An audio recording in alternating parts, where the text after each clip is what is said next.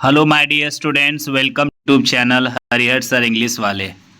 आज मैं क्लास 12 के बच्चों को देने जा रहा हूँ फ्लेमिंगो बुक का सेकंड चैप्टर जो है लॉस्ट स्प्रिंग, उसका समरी।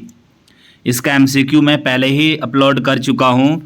तो विद्यार्थियों, आज मैं इसका समरी देने जा रहा हूँ बिल्कुल डिटेल में, इतना बेहतर तरीके से हो सकता है मैं इसको समझाने जा रहा हूँ ताकि आपको इसके एमसीक्यू और शॉर्ट आंसर टाइप क्वेश्चन या लॉन्ग आंसर टाइप क्वेश्चन लिखने में कोई दिक्कत नहीं हो। ये जो स्टोरी है लॉस्ट स्प्रिंग, आज हम इसके बारे में चर्चा करेंगे। ये बहुत ही अच्छी स्टोरी है। स्प्रिंग जो है वो एक सीजन है जो हैप्पीनेस को इंडिकेट कर रहा है, और लॉस्ट मीन्स खोई हुई खुशियाँ। मीन्स हम आज पढ़ने जा रहे हैं उन बच्चों के बारे में जिनकी खुशियाँ जो है वो खो गई है। इसका सब टाइटल आप जब देखेंगे तो बहुत ही क्लियर हो जाएगा स्टोरी।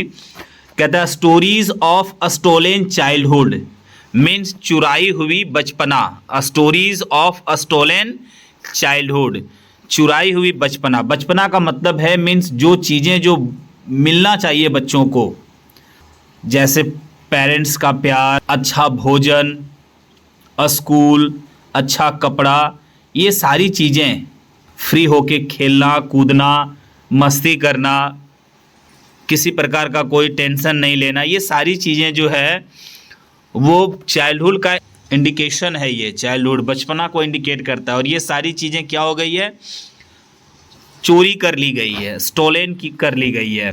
तो अभी हम लोग पढ़ेंगे स्टोरीज ऑफ स्टोलन चाइल्डहुड। तो सबसे पहले थोड़ा सा हम ऑथर के बारे में देख लेते हैं, अनीस जंग के बारे में। कहता है Anees Jung was a famous short story writer.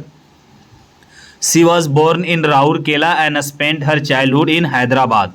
She received her education in Hyderabad में वो एजुकेशन ली, और फिर बाद में वो यूनाइटेड स्टेट्स ऑफ अमेरिका चली गई। इन दिस स्टोरी, इस कहानी में, she writes about the extreme poverty. कहानी में वो गरीबी और ट्रेडिशन, जो परंपरा है, जो दिमाग में बिठा लिया है कि भाई ये तो सिस्टम है, इसके अंदर हम लोग को रहना है, उन चीज़ को दिखाया है, उन चीज़ों के बारे में लिखा है। Which has spoiled the childhood of thousands of children in Seemapuri and Firozabad.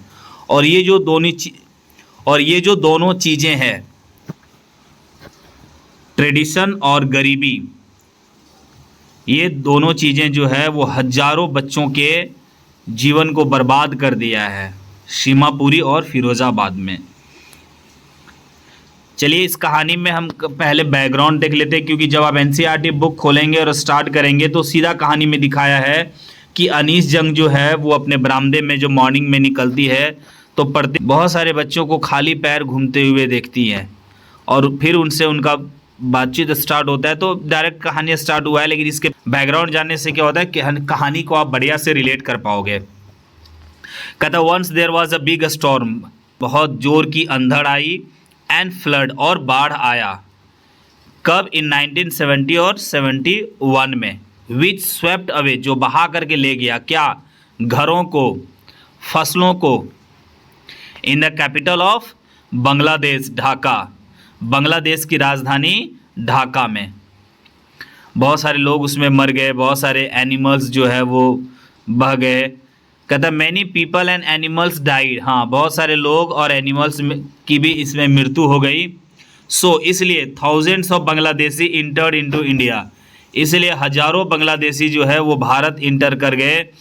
And they began to live wherever they found their livelihood, और जहाँ कहीं भी उन लोगों को अपना जीविकोपार्जन चलाने का मौका मिला या अवसर मिला, जहाँ पे लगा कि वो लोग अपने बच्चों को पाल सकते हैं, वहाँ पर वे लोग शिफ्ट हो गए, रहने लगे किसी तरह से। Many of them began to live in Seemapuri, the periphery of Delhi, और उनमें से बहुत सारे लोग, many of them, कहाँ रहने लगे? सीमापुरी में। सीमापुरी कहाँ है? दिल्ली के बिल्कुल साइड का इलाका। पेरिफेरी मीन्स होता है साइड। समझ सकते हैं कि वो प्लेस जिसका वैल्यू नहीं है, जिधर लोगों का ध्यान नहीं जाता, बिल्कुल साइड का इलाका। They began to work whatever they found to, और फिर वे लोग काम करने लगे, जो कुछ भी काम उन लोगों को मिलने लगा। Their children begin,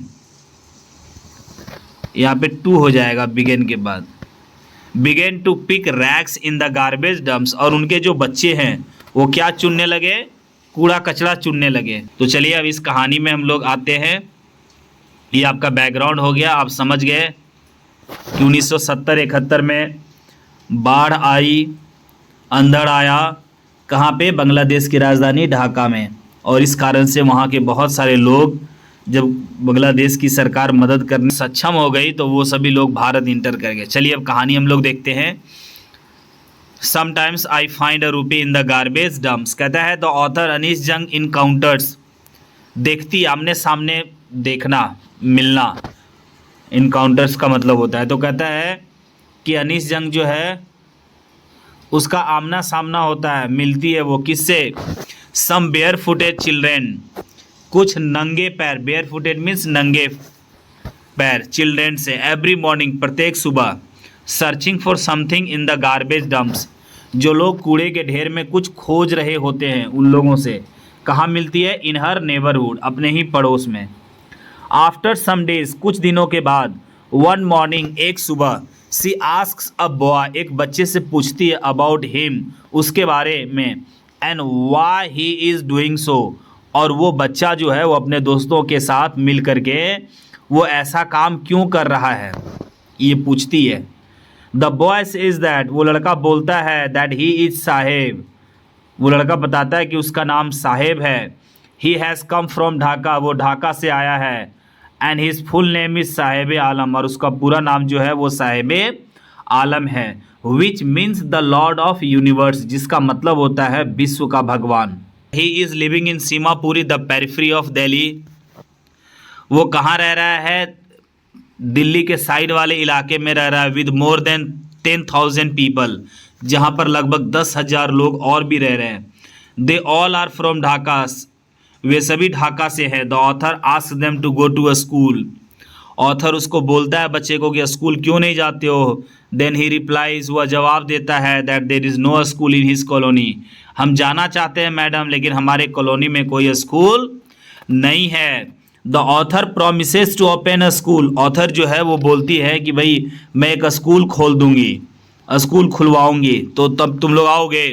he with his company walks every day in the morning bare footed, some of them have slippers but that don't match their feet.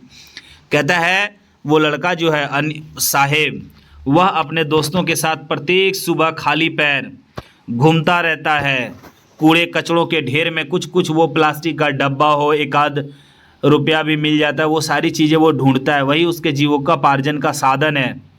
कहता है उन लोगों में से कुछ के पास चप्पल तो है, बट ऐसे चप्पल है जो उनको मैच नहीं कर रहा है, कोई 4 नंबर का है, कोई 6 नंबर का है, मीन्स अलग अलग पैर में पहना हुआ अलग अलग नंबर का चप्पल। इसका मतलब है कि वो लोग कूड़े कचड़े में मिला होगा पुराना चप्पल, वही पहन लिया हुआ है।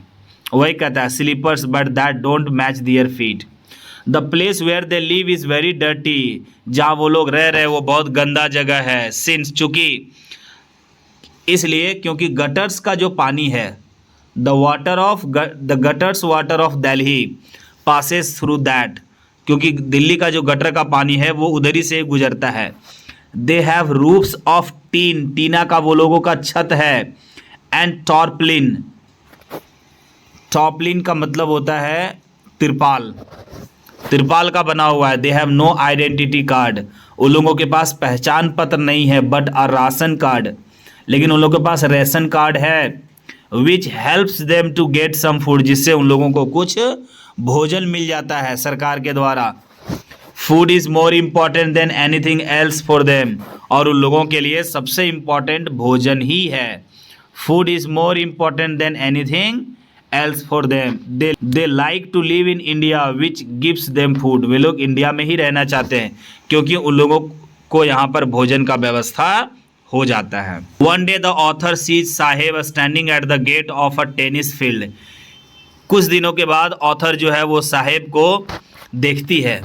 इसके पहले अनीस जंग जो है उन बच्चों से एक एक करके सबसे उनका इंट्रोडक्शन हो जाता है, सबों को वो धीरे धीरे पहचानने लगती है, जानने लगती है, लेकिन इनका लगाव जो है वो साहेब से थोड़ा ज़्यादा हो जाता है। वो सभी बच्चों के बारे में वो जान जाती हैं, कैसे वो लोग अपना जीविकोपार्जन कर रहे हैं, क्या करते हैं वो लोग कूड़े कचरे में। तो कहता है इसी दौरान कुछ दिनों के बाद अचानक उनकी मुलाकात होती है साहेब से, जो एक गेट के सामने खड़ा है। किस गेट के सामने? टेनिस फील्ड के गेट के सामने। और गेट के होल से, कहता है थ्रू इट्स गेट होल वो गेम को देख रहा है, watching the game through its gate hole, से गेम को देख रहा है। He likes the game but that is beyond his reach, कहता है वो गेम को बहुत पसंद करता है, उसका फेवरेट गेम है टेनिस, लेकिन वह उसके पहुंच से बाहर की बात है। He has put on tennis clothes, tennis का कपड़ा पहना हुआ है, शूज भी पहना हुआ है, लेकिन ऐसा लग रहा है जैसे वो कपड़ा और जूता वो सारा है जो वो कहीं गार्बेज के डंप्स में, मीन्स कूड़े कचड़े के ढेर में कहीं वो पाया होगा, ऐसा लग रहा है, क्योंकि बहुत गंदा है, फटा हुआ है, बट हाँ टेनिस का है, वाइट वाइट दोनों है, शूज भी और क्लॉथ्स भी। The next time the author sees him standing in the queue of, अगली बार फिर लेखिका उनसे मिलती है, उनको देखती है, और कहाँ देखती है, मिल्क बूथ के लाइन में लगा हुआ है वो, कहता है Q of a milk booth, milk booth के लाइन में वो लगा हुआ है। ही टेल्स द ऑथर, वो कहता है that he now works in a tea stall, वो कहता है कि मैडम अब मैं चाय के दुकान में काम करता हूँ, इसीलिए मैं दूध लेने के लिए यहाँ पे आया हूँ, बूथ पे लाइन लगाऊँ। ही इज़ गिवन 3 टाइम्स मील, कहता है 3 टाइम का मुझे भोजन भी मिलता है, और क्या 100 रुपीज़ पर मंथ, और 800 रुपये पर मंथ मिलता है, but he is not happy, लेकिन वो खुश नहीं है। The milk canister seems heavier than the plastic bag, ये बहुत इंपॉर्टेंट लाइन है डियर स्टूडेंट्स, इसको दिमाग में रख लीजिएगा, सबों के लिए है ये, हर किसी को जानना चाहिए, ये समझना चाहिए कि गुलामी क्या होती है, गुलामी कितनी बड़ी चीज़ है, इसको 2 लाइन में उस बच्चे ने समझा दिया हुआ है। लाइन में पढ़ रहा हूँ, कहता the milk canister seems heavier than the plastic bag he use to carry, कहता जो प्लास्टिक बैग वो ले जाया करता था, प्लास्टिक बैग कंधा पे रख करके घूमता रहता था, वो पुराने जूते हो गए, चप्पल हो गए, प्लास्टिक का डब्बा वगैरह जो रखता था, वो जो बैग था उससे कैन जो है, दूध का जो कैन है वो ज़्यादा भारी लग रहा है, वो बड़ा खुशी खुशी उसको वो ले जाता था बैग को, प्लास्टिक वाला बैग को, लेकिन उससे ये ज़्यादा भारी लगता है, इसलिए जबकि ज़्यादा भारी है नहीं कैन, लेकिन ज़्यादा इसको लगता है, इसलिए क्योंकि उसका प्लास्टिक बैग जो था वो कहता है कि अपना था, his plastic bag was his own but canister is not, लेकिन ये जो कैन है वो उसका नहीं है, इसका मतलब है कि वह अब अपना मालिक नहीं है, he is no more his own master. The sentence has a deeper meaning for all of us, कहता है ये सेंटेंस जो है इसका बहुत डीप मीनिंग है हम सबों के लिए। It gives a clear picture of the importance of freedom, और ये साफ पिक्चर दे रहा है कि फ्रीडम कितना इम्पोर्टेंस है, वो बच्चा समझ रहा है। इसमें क्या है स्टूडेंट्स की 2 पार्ट है, एक पार्ट तो आपने साहिब आलम के बारे में पढ़ लिया, और दूसरा पार्ट है ये मुकेश के बारे में, तो एक पार्ट उधर क्लियर हो गया, अब हम लोग दूसरा पार्ट देखने जा रहे हैं। दूसरा पार्ट जो है वो फिरोज़ाबाद की कहानी है, कहता I want to drive a car, मैं एक कार चलाना चाहता हूँ, ये इसका हेडिंग है, इसके नीचे हम लोग कहानी पढ़ेंगे। ये पूरी जो स्टोरी है वो 2 पार्ट में है। First part the main character is Sahib Alam and in the second part the main character is Mukesh, और ये दोनों बच्चे हैं और ये दोनों शोषित हैं, बहुत गरीब हैं, सताए हुए बच्चे हैं, बड़ा कष्ट में जी रहे हैं।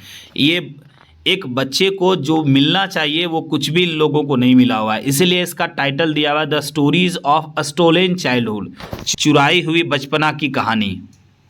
कहता मुकेश सेज, मुकेश कहता है जब when the author asks about his aim, उसके एम के बारे में जब ऑथर पूछती है उससे, तब मुकेश बोलता है क्या एम है उसका, कहता है I want to drive a car, I want to become a motor mechanic, वो बनना चाहता है, उसका एम वही है। ही इंसिस्ट, वो जोर दे के कहता है, इंसिस्ट मीन्स होता है जोर दे करके बोलना, insist to be a motor mechanic though यद्यपि the grass is far away, बहुत दूर है, yet he will go to learn, फिर भी वो सीखने के लिए जाएगा। हिज ड्रीम लूम्स लाइक, उसका प्रतीत होता है, ऐसा लगता है, उसका जो सपना है वो धुंधला दिखता है, ऐसे लगता है जैसे मृग तृष्णा जैसे होता है ना, इट्स वेरी इम्पॉसिबल, इसलिए क्योंकि वो रहता है, he lives in the dirtiest place of Firozabad. क्यों ऐसा सपना है, बिल्कुल जबकि उसका सपना बहुत छोटा है, फिर भी बहुत डिफ़िकल्ट लगता है वो, इसलिए लगता है क्योंकि वह बहुत ही गंदे शहर में रहता है, बहुत कठिन परिस्थिति में रहता है। इसीलिए एक छोटा सा सपना भी लग रहा है उसके लिए लेखिका को कि पूरा करना उसके बस की बात नहीं है। वो मृत तृष्णा के जैसा लग रहा है, मीन्स पाना बहुत असंभव लग रहा है, क्योंकि वो बहुत ही गंदे प्लेस फिरोजाबाद से है, which is famous for making bangles, जो चूड़ियाँ बनाने के लिए फेमस है, which is famous for making bangles in the country. Here, यहाँ पर क्या है, कहता है यहाँ पर जनरेशन्स हैव स्पेंट, यहाँ पर लंबे वर्षों से उस अभी जो लोग हैं उनके पूर्वज जो है वो अपना जीवन बिता दिए हैं, क्या करते हुए, पॉलिशिंग ग्लास को पॉलिश करते हुए और चूड़ियाँ बनाते हुए। वहाँ के कई वर्षों से लोग यही काम करते आ रहे हैं। Mukesh family is one of them, Mukesh का भी फैमिली उनमें से एक है। हियर नो वन थिंक्स, यहाँ पर कोई नहीं सोचता है, to do anything else except making bangles, यहाँ के जो लोग हैं चूड़ी बनाने के अलावे और दूसरा कुछ नहीं सोचते हैं, सिर्फ और सिर्फ चूड़ियाँ बनाने के ही बारे में वो लोग सोचते हैं, कल्पना करते हैं। कहता more than 20,000 children work in the glass furnaces, furnaces means होता है भट्टियाँ, मतलब भट्टी। कहता है यहाँ पर लगभग 20,000 बच्चे काम करते हैं भट्टी में, जिसका टेम्परेचर बहुत ज़्यादा होता है, but no one knows that it is illegal, लेकिन कोई नहीं जानता है कि ये जो है वो गैर कानूनी है। Mukesh tells the author proudly, बड़ा गर्व से मुकेश ऑथर को बताता है कि उसके पापा ने एक नया घर बनाया। His father has constructed a new home, या एक बहुत अच्छा घर बनाया हुआ। वह बड़ा जोर दे करके, रिक्वेस्ट करके लेखिका को अपने घर ले जाता है। When the author goes to his home, जब उसका घर पहुंचती है लेखिका, she is shocked, उसे आश्चर्य होता है ये देख करके, to see the stinking and dirty lanes and homes of his colony, उसके कॉलोनी के जो घर है, उसकी जो गलियां हैं वो बहुत ही बदबू दे रही है, गंदा है। सारे जो घर हैं कॉलोनी के वो बहुत ही टेम्पररी घर है, कच्चा मकान है, उसमें ना खिड़कियां हैं, जो हाइट है वो बहुत ही छोटा हाइट है घर का, ऐसे लग रहा है जैसे जानवरों का घर हो। The homes are temporary, no windows, gates are of tin का दरवाज़ा है, roofs are of grass and plastic, घास और प्लास्टिक का छत है, ऐसा घर है। वैसे होने के बावजूद भी मुकेश खुश है। Mukesh home is not different from that, और मुकेश का भी जो घर है उससे अलग नहीं है। सी इंटर्स, वह प्रवेश करती है, into such home and sees, और ऐसे ही घर में वो प्रवेश करती है। उसको लगता है मैडम को कि मुकेश का घर तो कम से कम इस तरह का घर जो हम रोड में देख रहे हैं किनारे किनारे, ऐसा तो नहीं होगा, वो अच्छा होगा, क्योंकि मुकेश ने बड़ा रिक्वेस्ट करके ये मुझे ले जा रहा है, ये कहते हुए कि उसके पापा ने अच्छा घर बनाया हुआ है। तो कहता है कि जब वो वहाँ पहुँचती है तो उसका भी घर वैसा ही है। वो देखती है उस घर में एक पतली young lady cooking food for whole family, पूरे परिवार के लिए खाना बना रही है। वो कौन है? वह भाभी है मुकेश की। She is the sister in law of Mukesh. Mukesh father is a poor bangle maker. Mukesh के जो फादर है वो एक गरीब चूड़ी बनाने वाला है।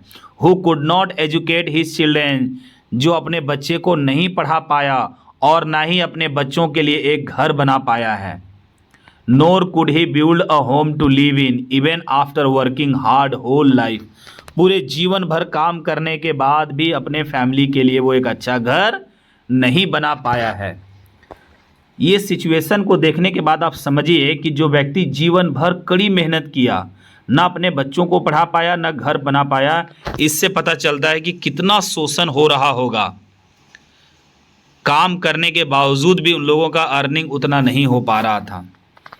आगे पैराग्राफ में है, कहता मुकेश ग्रैंड मदर जो है, लेखिका जो है उसका इंटरेस्ट बढ़ जाता है लोगों से मिल करके, उनके बारे में जानने का, वहाँ के सिचुएशन को समझने का इंटरेस्ट उनमें बढ़ जाता है। तो इसलिए उनके दादी से जाके मिलती है। मुकेश की दादी क्या कहती है वो देखिए। Says Mukesh grandmother says that she was born in bangle maker caste. Bangle बनाने वाले जाति में जन्म ली थी। It is written in their destiny, वह उसके किस्मत में लिखा हुआ है। क्या किस्मत में लिखा हुआ है? To make bangles. इसी के बारे में लेखिका बात करती है कि ट्रेडिशन जो चलते आ रहा है, लोग ये मान लेते हैं कि ये जीवन भर उनको वही काम करना है, जबकि ये फैक्ट नहीं है, ये सच्चाई नहीं है। वो फिर क्या कह रही है उसकी दादी माँ? करिए, can God given lineage ever be broken. ये इंपॉर्टेंट लाइन है स्टूडेंट्स, इसको आप दिमाग में रख लीजिएगा। वो कहती है क्या भगवान के द्वारा लिखा हुआ मिटाया जा सकता है क्या? भगवान ने तो लिख दिया है भाई हम लोग को चूड़ी ही बनाना है, क्योंकि हम लोग चूड़ी बनाने वाले जाति में जन्म लिए हैं। The people of the place have seen nothing but bangles of different colours. वहाँ के जो लोग हैं, उस फिरोज़ाबाद के गलियों में रहने वाले सारे लोग जो हैं, वो अपने जीवन भर सिर्फ बेंगल्स ही बनाए हैं। उनके पूर्वज भी वही काम कर रहे थे। वही बोल रहा है कि वो लोग सिर्फ अपने लाइफ में चूड़ियाँ ही देखे हुए हैं, डिफरेंट कलर्स की चूड़ियाँ। Boys and girls help their parents, और उनके जो बच्चे हैं वो भी अपने पेरेंट्स को मदद करते हैं, और फिर वो लोग भी फिर वही काम में इन्वॉल्व हो जाते हैं। क्या मदद करते हैं? वेल्डिंग ग्लासेस, चूड़ियों को जोड़ने में। स्कूल जाने के बजाय वो बच्चे स्कूल जाने के बजाय अपने माता पिता को मदद करते हैं चूड़ियाँ बनाने में। The author meets a girl, लेखिका एक लड़की से मिलती है। Sitting with an old lady, जो एक वृद्ध महिला के साथ बैठी हुई है। सी इज़ वेल्डिंग ग्लास, वो चूड़ियाँ जोड़ रही है। Her hand is working like machine, उसका हाथ जो है वो मशीन के जैसा काम कर रहा है, क्योंकि वो हैबिट हो गया है, वो काम करते करते करते वो हैबिचुएट हो गई है, वो तेज़ी से काम कर रही है। She does not know the sanctity of bangles. Sanctity means होता है पवित्रता। चूड़ी की पवित्रता के बारे में शायद वह जानती होगी जो चूड़ियाँ वो बना रही है, क्योंकि ये जो चूड़ी है वो भारतीय महिलाओं के सुहाग का प्रतीक है। It is the symbol of suhag for Indian women. Something has been changed with the time, कहता है समय के साथ साथ कुछ बदलाव हुआ है। But here the middleman, लेकिन यहाँ पर जो मिडल मैन है, साहूकार हैं, पुलिस मैन हैं एंड लॉ मेकर्स हैं, are still exploiting the poor bangle makers. वो अभी भी गरीब चूड़ी बनाने वाले लोगों का शोषण कर रहे हैं। कौन कर रहे हैं? मिडल मैन, साहूकार, पुलिसमैन।